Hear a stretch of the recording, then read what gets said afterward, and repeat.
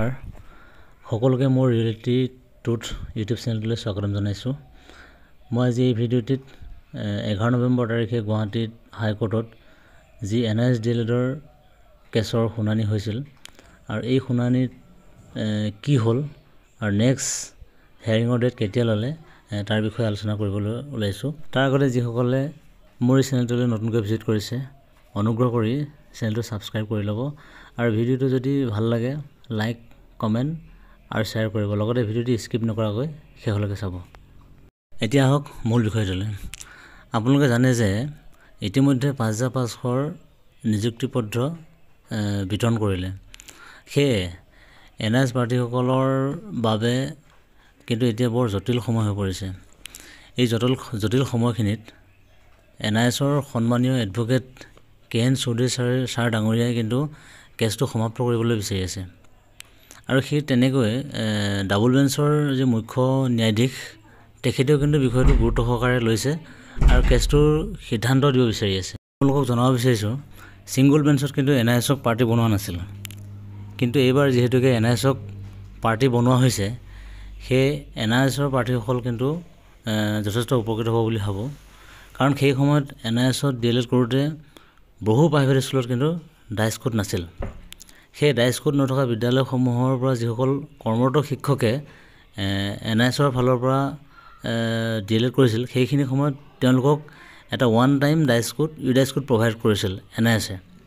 আৰু যিহেতুকে ডাইচটোৰ ওপৰত বৰ্তমান সময়ত মানে বেছি চৰ্চা কৰি থকা দেখা গৈছে চৰকাৰী অধিবক্তাৰ ফালৰ পৰা, আৰু যিহেতুকে এই বিষয়টো NISৰ বিভাগে জানে, সেই NISৰ ফালৰ পৰা এডভোকেট পঠাইছিল সেইদিনাখন আৰু স্ক্ৰীণত দেখি থকা সেই সোঁফালৰ বাইদেউগৰাকী তেখেত NISৰ ষ্টেণ্ডিং কাউন্সিলৰ ফালৰ পৰা আহিছে আৰু তেওঁ জনাইছে যে তেওঁ তৎক্ষণাত পঠোৱাৰ বাবে হেনো সেই দিনটোত মানে প্ৰস্তুতি হ'ব পৰা নাই আৰু এই বিষয়ে ক'বলৈ তেখেতে অপাৰগ বুলি জ্ঞাত কৰিছে।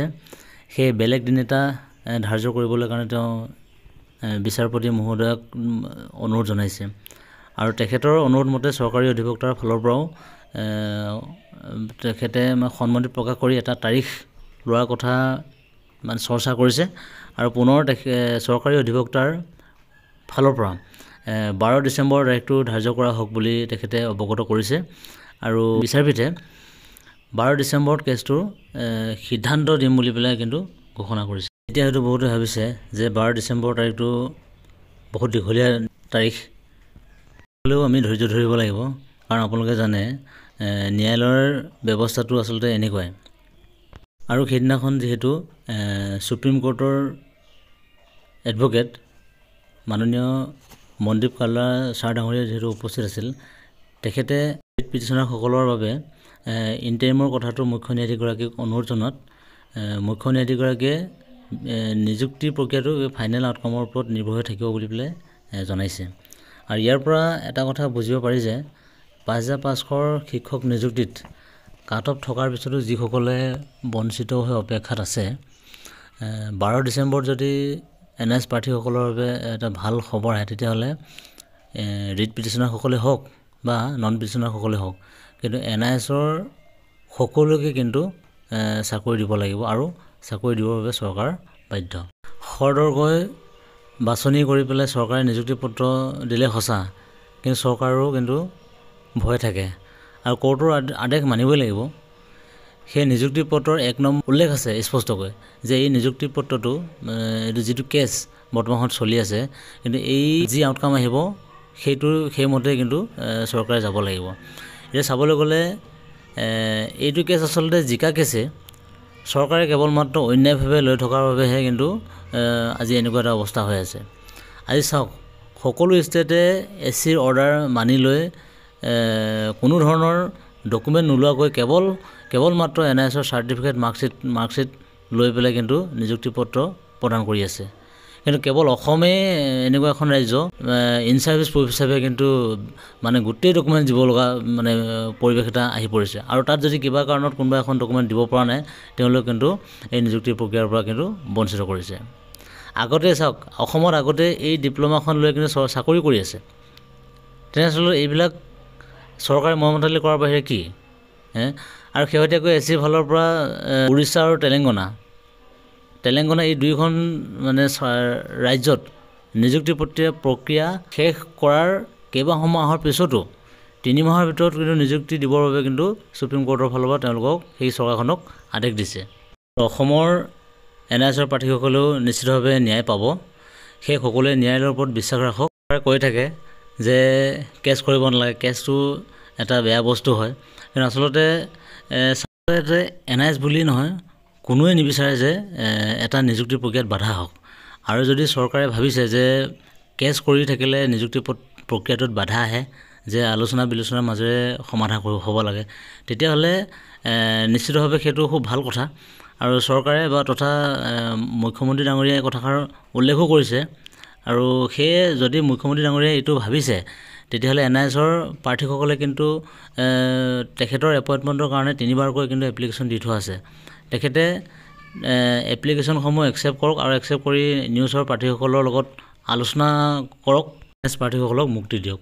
মুখ্যমন্ত্ৰী ডাঙৰীয়াক আমি এটা কথা জনাব বিচাৰিছোঁ, কিন্তু সেইখিনি সময়ত NISৰ দৰে কিন্তু ACRT ODL কোৰ্চটো সেই ইন ছাৰ্ভিচ টিচাৰসকলৰ বাবে কিন্তু লৈ অহা গৈছিল। সেই ACRT ODLত যিসকলে কৰিলে তেওঁলোকৰ পৰা কিন্তু কোনো ধৰণৰ ইন ছাৰ্ভিচ প্ৰুফ বিচৰা নাই। যদি NISসকলক সন্দেহৰ দৃষ্টি দিব পৰা যায়, তেতিয়াহ'লে একেধৰণে কিন্তু ACRT ODLবোৰকো কিন্তু সন্দেহৰ দৃষ্টি দিব পৰা যায়। কিন্তু মুখ্যমন্ত্ৰী ডাঙৰীয়া অলপ দৃষ্টিগোচৰ হ'লে বেছি ভাল হ'ব। পুনৰবাৰ মুখ্যমন্ত্ৰী ডাঙৰীয়ালৈ অনুৰোধ জনাইছোঁ, ACRT ODL প্ৰাৰ্থীবোৰক যেনেদৰে নিযুক্তি প্ৰক্ৰিয়াত অংশগ্ৰহণ কৰিবলৈ কাৰণে বা নিযুক্তি পত্ৰ প্ৰদান কৰিছে, ঠিক তেনেদৰে NISৰ প্ৰাৰ্থীসকলকো যিসকল যোগ্য তেওঁলোককো নিযুক্তি পত্ৰ প্ৰদান কৰক বা নিযুক্তি দিয়ক। অনুৰোধ জনাইছোঁ, এই NISৰ মানুহখিনিক মিছামিছিকৈ হাৰাশাস্তি দিয়াৰ কি প্ৰয়োজন। আৰু এটা কথা মনত ৰখা উচিত, NISৰ প্ৰাৰ্থী সকলোৱে কিন্তু এই চৰকাৰখনক বহুত ভাল পায় আৰু বহুত মৰম কৰে। কোনোৱে কিন্তু ৰাজপথলৈ ওলাই আহি এই সমস্যাটোৰ সমাধান হোৱা কথাটো কিন্তু এতিয়ালৈকে ভবা নাই। মুখ্যমন্ত্ৰী ডাঙৰীয়ালৈ পুনৰ অনুৰোধ, আপুনি NISৰ এই বিষয়টো আপুনি পোনপটীয়াকৈ হস্তক্ষেপ কৰক আৰু হস্তক্ষেপ কৰি এই দুৰ্ভগীয়া মানুহখিনিক, এই NISৰ দুৰ্ভগীয়া পৰিয়ালটোক আপুনি বচাওক। আপোনাৰ বাহিৰে আৰু বচোৱা বেলেগ কোনোবা আছে বুলি ভবা নাই। কিয়নো NIS পৰিয়ালটোক যদি আপুনি সুদৃষ্টি দিয়ে, তেতিয়াহ'লে আপোনাৰ লগত এই NIS পৰিয়ালটো সদায় থাকিব আৰু সদায় চিৰকৃতজ্ঞ হৈ ৰ'ব। শেষত ভিডিঅ'টি ইমানতে সামৰণি মাৰিছোঁ আৰু সকলোৱে ভিডিঅ'টো শেষলৈকে চোৱাৰ বাবে ধন্যবাদ জনালোঁ। আৰু যিসকলে এতিয়াও মোৰ চেনেলটো ছাবস্ক্ৰাইব কৰা নাই, অনুগ্ৰহ কৰি চেনেলটো ছাবস্ক্ৰাইব কৰি দিব। ধন্যবাদ।